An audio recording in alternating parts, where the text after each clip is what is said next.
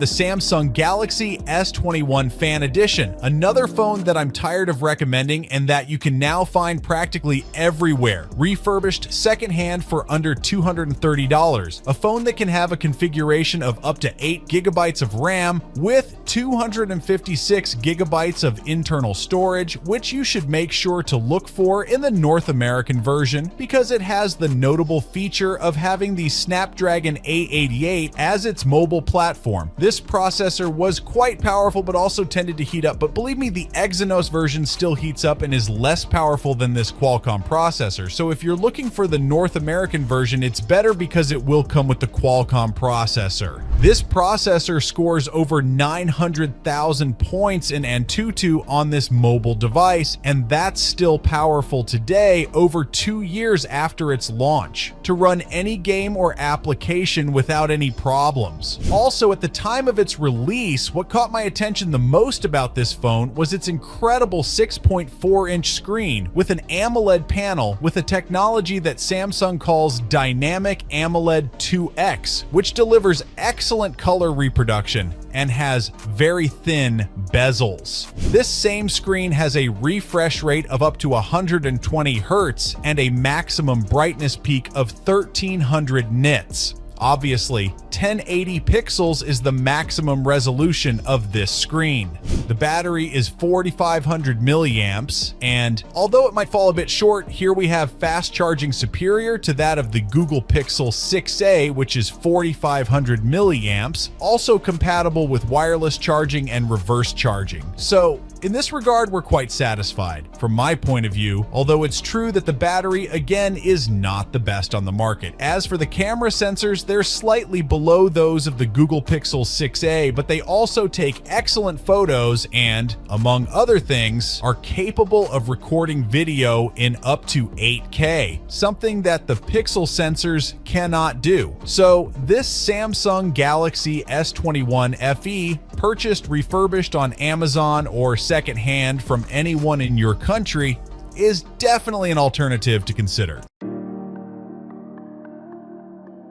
The Xiaomi 12T, a phone that among its notable features, we have its processor, the Dimensity 8100, capable of scoring over 800,000 points in Antutu and with enough power to run any game or application. This was accompanied by UFS 3.1 internal storage and LPDDR5X RAM to provide more than acceptable performance in most situations. The screen of this phone was also remarkable, partly because it was AMOLED, but with Quad HD resolution. In addition to that, it also had a refresh rate that reached 120 Hz, a panel with 12-bit technology for greater depth and color interpretation, compatibility with HDR10+, and a maximum brightness peak of up to 1000 nits, as well as a touch response rate of up to 480 Hz. Not bad at all. As for the camera sensors, this Xiaomi 12T performs quite well, and in fact, the 108 megapixel main sensor made by Samsung that this phone has takes very similar photos to those taken by the Samsung Galaxy S21 Fan Edition. I recommend this phone because it's probably easier to get than the S21 FE, and you can probably get it at a lower price than the S21 FE. And hey, the feature that is superior to that of the Samsung Galaxy S21 FE is the amount of battery it has, which is 5000 mAh, and the fast charging, which is up to 120 watts with the charger directly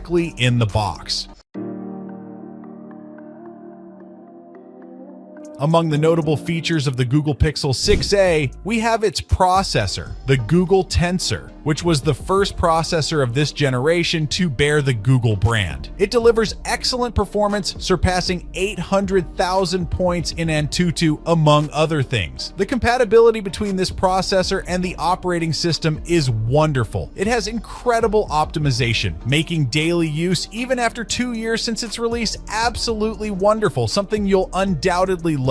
Obviously, the phone isn't perfect, and a downside could be its battery, which is only 4410 mAh milliamps, and also the fast charging isn't very helpful as it's only 18W. However, this is also a compact phone with a size of just 6.1 inches with an OLED panel with full HD plus resolution. Although it's true that it has a standard refresh rate of 60 Hz, it's certified in dust and water resistant with an IP67 rating, making it almost waterproof. However, as I recommend in all videos, don't submerge it underwater. The aspect that usually stands out about this mobile device is its camera sensors. For less than $210, it has two sensors on the back, a 12 megapixel main sensor made by Sony, and another 12 megapixel wide-angle lens also made by Sony. Among other things, they record video in 4K and take excellent photos. If you want a phone with excellent optimization, very good software, good optimization in the operating system, good compatibility with applications, and also great camera sensors, then the Google Pixel 6a is the alternative to choose. OnePlus 10T, a phone that, yes, you might find it for a price higher than $250, but you know it stays within the $200 range to go for a phone that will provide you with a totally wonderful experience. For starters, there are more good things than the few negative points this mobile device may have. Its screen is 6.7 inches AMOLED type, and its full HD plus resolution is more than satisfactory. Additionally, it has a 10-bit technology panel that makes color interpretation much better than, for example, on the Google Pixel 6a screen. This same panel has a refresh rate of 120 Hz and a touch response rate of 720 Hz. Obviously, it's worth mentioning that Oxygen OS, the customization layer of this brand, delivers a totally sublime performance and is one of the best customization layers that an Android phone can have. Furthermore, its processor, the Snapdragon 8 Plus Generation 1, provides enough power to, even today, sometime after the OnePlus 10T was announced, run any game or application. And obviously they have to cut some corners to offer a quite affordable price, and the area where they had to cut was the camera sensors. Obviously they don't deliver wonderful results, but they don't deliver bad results either. Its battery capacity is 4,800 milliamps, which, while not the largest, delivers good performance thanks in part to its fast charging of up to 150 watts. So if your battery really doesn't last long, it won't be a problem, because by connecting it for 20 or 15 minutes to the power outlet, you'll already have more than 50% of the battery of this mobile device. You can find it on Amazon refurbished for $220 or $230, or secondhand for over $260. It depends on what you choose.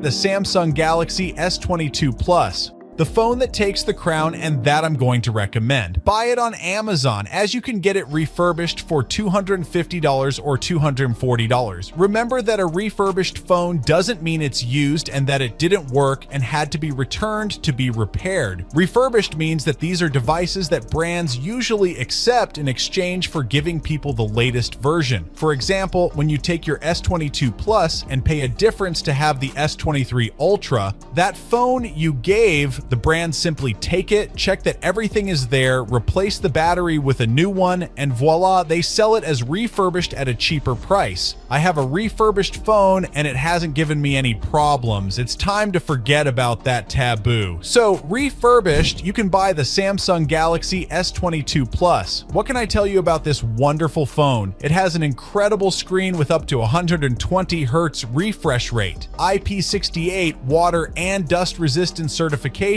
totally incredible construction materials, the Snapdragon 8 Gen 1 as the processor, UFS 3.1 type memories, and LPDDR5 type RAM. And with this, we have enough muscle today to run any game or application.